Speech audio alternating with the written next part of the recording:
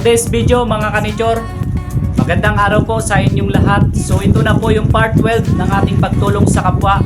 Yung part 11 po natin mga kanichor, isang pamilya po yung natulungan natin. So hindi po natin nakalain na may isang matandang babae po doon na nangangawil. Yung kanyang ikinabubuhay po ay pangangawil po ng bisogo. So napangakawan po natin na babalikan po natin at bigyan po natin ng kagamitan sa kanyang pangangawil po. So ngayon po, ito na po yung part 12 ng ating video. Binilihan na po natin siya ng kanyang nylon.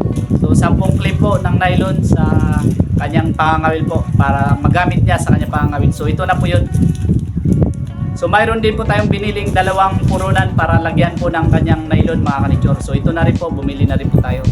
At may dalawang box din po na request niya, na dalawang box na kawil para sa kanyang paggamit sa pangangawil po. So ito na rin po mga kanichor.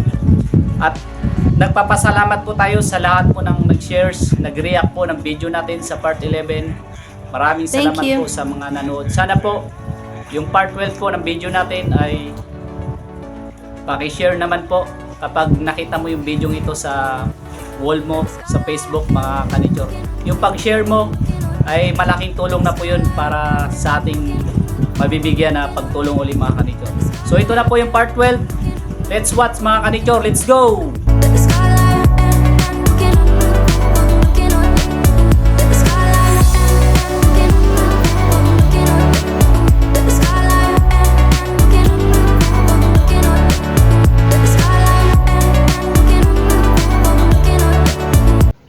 So ayan mga kanichor, maraming salamat po sa lahat po ng inyong support. Ito na po yung part 12 ng ating video ng ating pagtulong sa kapwa.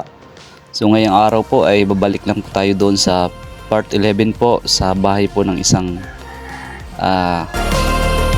tao na ating natulungan nakaraan. At may babae po doon na nag-request po ng mga kagamitan para sa kanyang pangangawil. So ito na po, ibibigay na po natin yung request niya po, para at least sa maliit man na paraan ay matulungan natin sa si nanay sa kanyang ikinabubuhay para sa kanyang pangangawil ng isda. Mga kanichor, paki-share naman po yung video natin. Yung pag-share nyo po ay nakatulong ka na po sa ibinigay natin ngayong araw mga kanichor.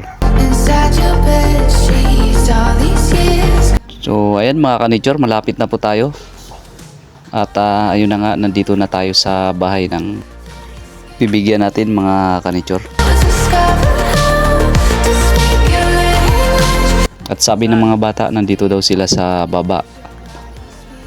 So tinignan natin, binaba natin dito banda sa may dagat, sa itinuro ng mga bata, pero wala naman sila dito mga kanichor. At yun pala ay nangawil sila ngayong araw na to mga kanichor. So yung mga kanichor yung bahay nila sa taas.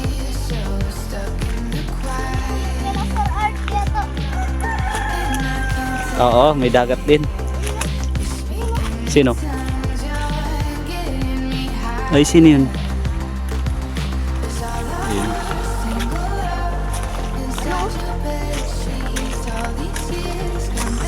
Yung bahay nila, mga kanichor sa taas.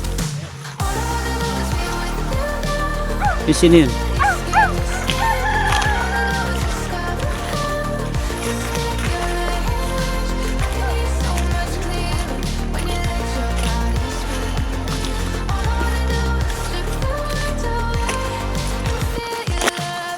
Lambat, sirang lambat oh.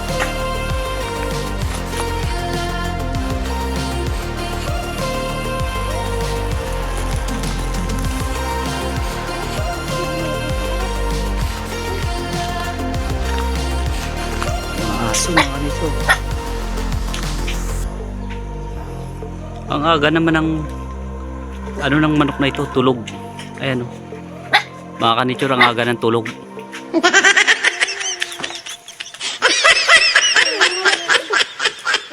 Yung tutao. Yung tutao na yun. Ako, kawawa yung tutaw.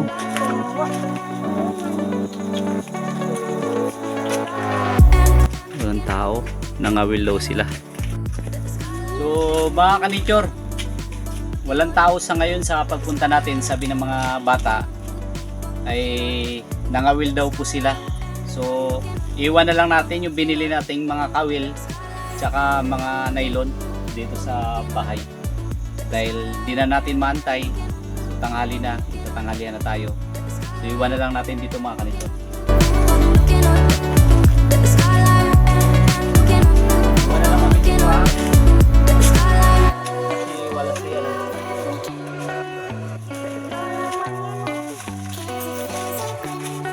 Kamera mo. So nilagay na lang natin dito mga kanichor yung pinangako natin na makakamitan para sa lula nila sa pangangawil. So mga kanichor, abangan nyo po yung part 13 ng ating pagtulong sa kapwa. So yung kaibigan natin ay nag-request kung po pwede daw po ay may tulungan tayo na isang pamilya sa isang malayong lugar. So abangan nyo po yung part 13 ng ating pagtulong sa kapwa sa pamilya na yun mga kanichor. Abangan nyo po yung part 13 ng video natin mga kanichor. Ngayon pa lang po ay sobrang excited na ako sa part po na yun dahil po isang rekomendasyon po ng ating kaibigan. God bless mga kanichor. Thanks for watching.